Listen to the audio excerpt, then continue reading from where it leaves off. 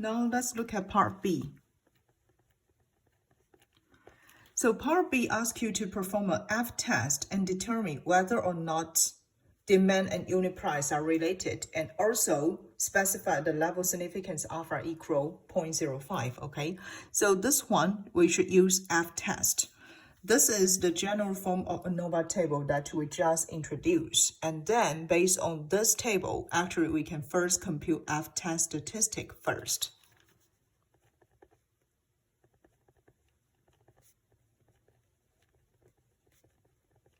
It will just equal MSR divide MSE, right? So from this question, we already know the SSE and SSR. So first, let's compute MSR. So MSR will just equal SSR divide the degrees of freedom 1, okay? And we have SSR equal 5048.818 divide 1, okay? So this will give us MSR. And then we need to compute MSE. So MSE here will equal SSE divide the degrees of freedom 46.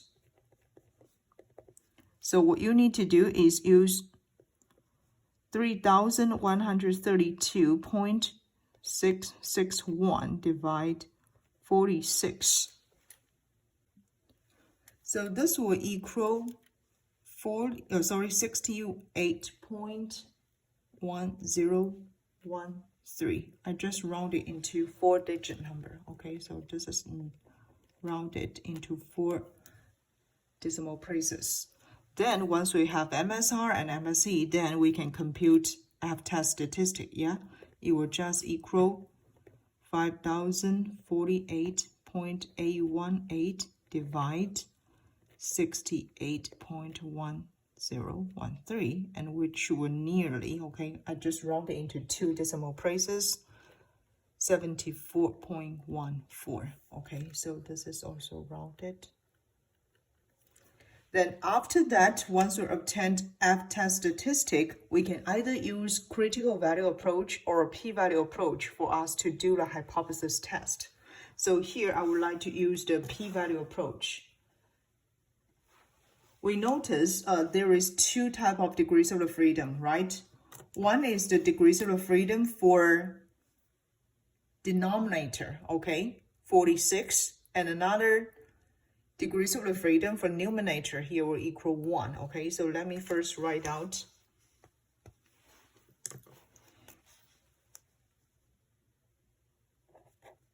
degrees of freedom. I just mark it as DF1. So the degrees of freedom for a numerator will equal 1, and DF2 will be the degrees of freedom for denominator.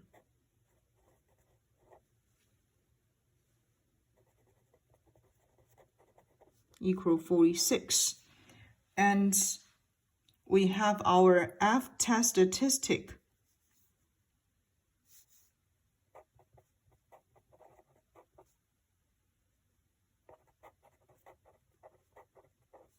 equal 74.14. Okay, so based on those given information, actually you can go back to check our F distribution table. We have the p-value here for this F-test statistic based on these 2 types of the degrees of freedom were less than 0.0001. Okay, so this is the p-value for this F-test statistic based on these 2 degrees of freedom. We also know that the level significance, okay, in this question, okay? So we have the p-value here less than alpha, right? Because alpha is the level significance equal 0.05. Therefore, we will reject the non-hypothesis. This is the rejection rules based on the p-value approach. And then we can make the same conclusion as part A. So we can conclude it demand and unit price are related.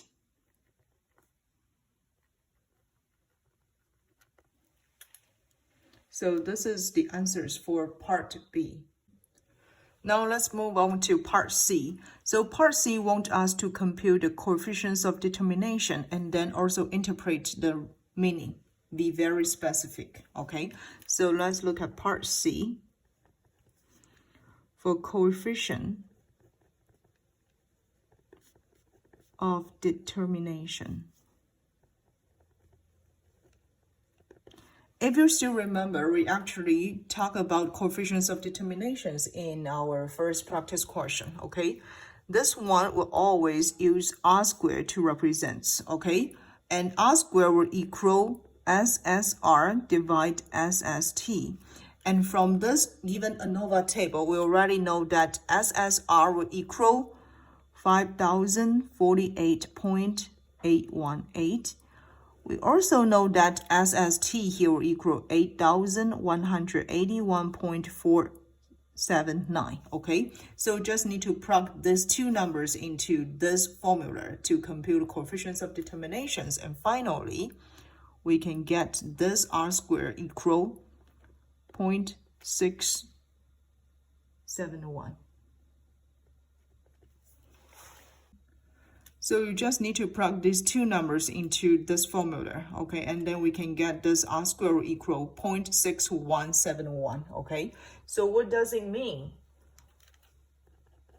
From this coefficients of determinations, we can say 61.71% of the variation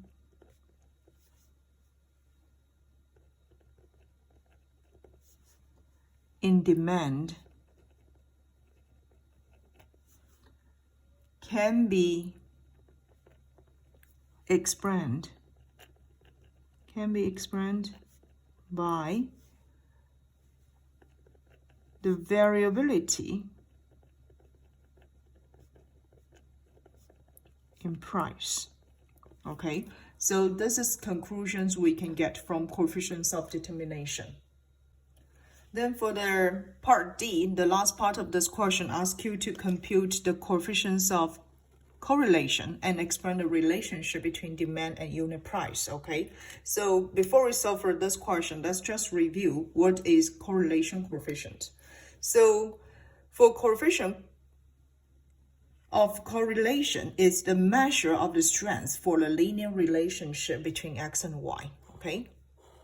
So the value of this correlation coefficients always lies between -1 and +1. If it is just equal to -1, then it means X and Y, they are perfectly negative linear related, okay? If it is just equal +1, then it means X and Y, they are perfectly positive linear related. If this number, this coefficient of correlation equal 0, which means X and Y, they are not linear related, okay? And this is the formula for us to compute the correlation coefficients, okay?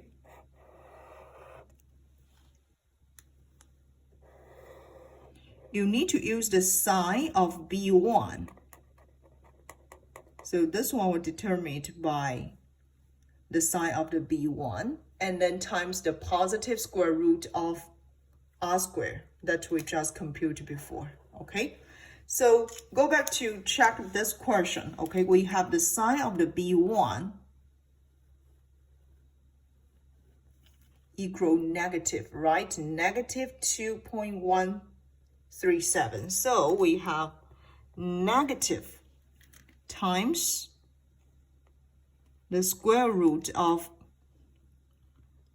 0.6171, okay? So this will give us the correlation coefficients will equal -0.786. So from this one, what type of conclusions we can get? We can say that since the slope V1 here, which is the B1, okay, is negative,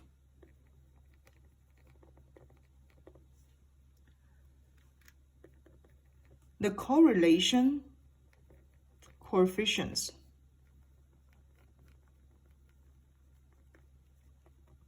is also negative.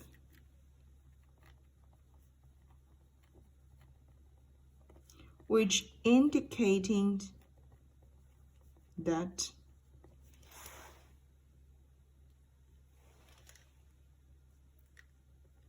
as the unit price, or we would say as the unit price increase, demand, or we say the quantity demand decrease. Once the price of the goods increase, then consumers' quantity demand of the goods would decrease. Okay, so which means price and quantity demand, they are negatively related. So this is the conclusions we can get from the correlation coefficients.